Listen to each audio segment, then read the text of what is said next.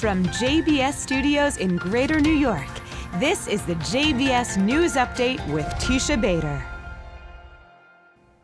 I'm Teisha Bader with the JBS News Update for Wednesday, January the 30th, 2019. A Palestinian teenage girl tried to stab an Israeli security officer today at a checkpoint in the West Bank. The 16-year-old arrived at the Azaim crossing east of Jerusalem, drew a knife and lunged at the officer. She was shot by Israeli forces and later died of her injuries. Israel police said they were looking into where the terrorist came from and continuing to increase security in the area. Israel police are looking into two incidents thought to be hate crimes or revenge attacks against Palestinians in the West Bank. Some 30 grapevines belonging to a Palestinian farmer were destroyed earlier today, and separately 8 cars were vandalized overnight in a Palestinian village. Investigations are ongoing. Israeli Prime Minister Benjamin Netanyahu met with Russia's envoy for Syrian affairs, Alexander Lavrentiev, and with Russian Deputy Foreign Minister Sergei Vershinin in Jerusalem yesterday to discuss the situation in Syria and strengthening security coordination between the IDF and the Russian military.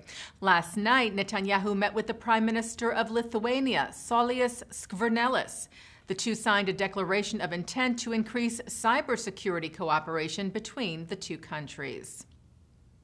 The state of Florida yesterday placed vacation home rental giant Airbnb on its scrutinized companies list. This after Airbnb last year said it would remove listings on its site of homes in Jewish settlements in the West Bank.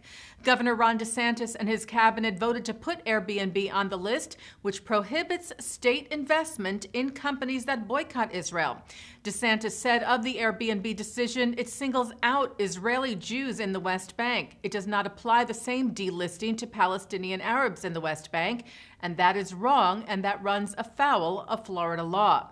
Airbnb, who have 90 days to weigh in, said they were disappointed by the vote and that they unequivocally reject and oppose the BDS movement.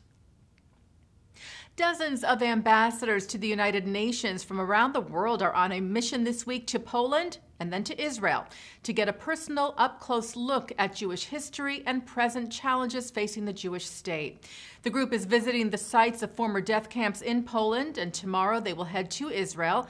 The trip, organized by the American Zionist Movement and the International March of the Living in cooperation with the Permanent Mission of Israel to the UN.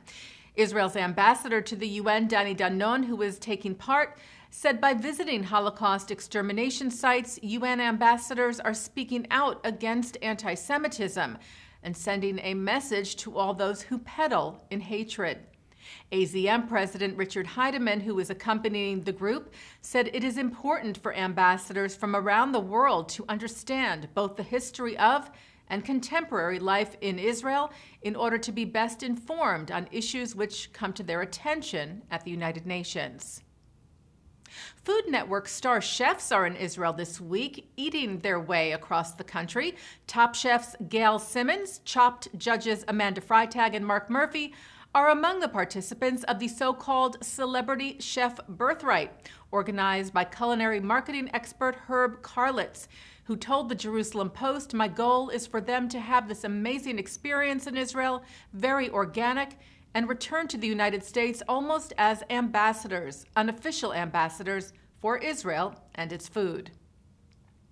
Well, the city of Tel Aviv officially kicked off Eurovision 2019, which will be held in the city this May.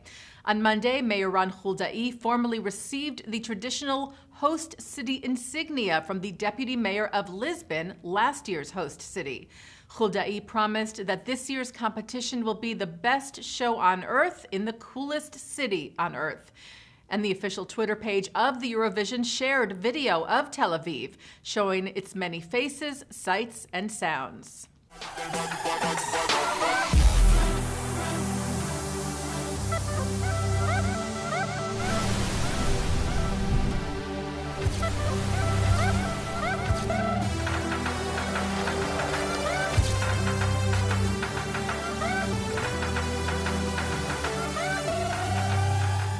Meanwhile, there is also some protest of the Eurovision being held in Israel.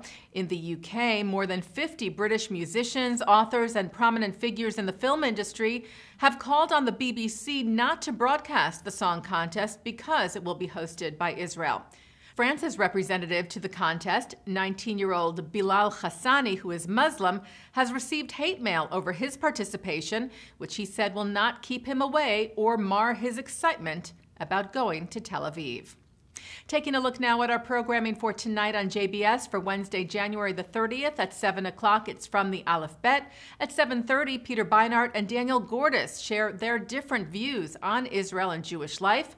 At 9, Mark Golub sits down with Israeli Consul General in New York, Dani Dayan, on L'chaim, who shares his experiences as the former chairman of the Yesha Council, representing Israelis on the West Bank, and his relationship as an Israeli ambassador to American Jewry.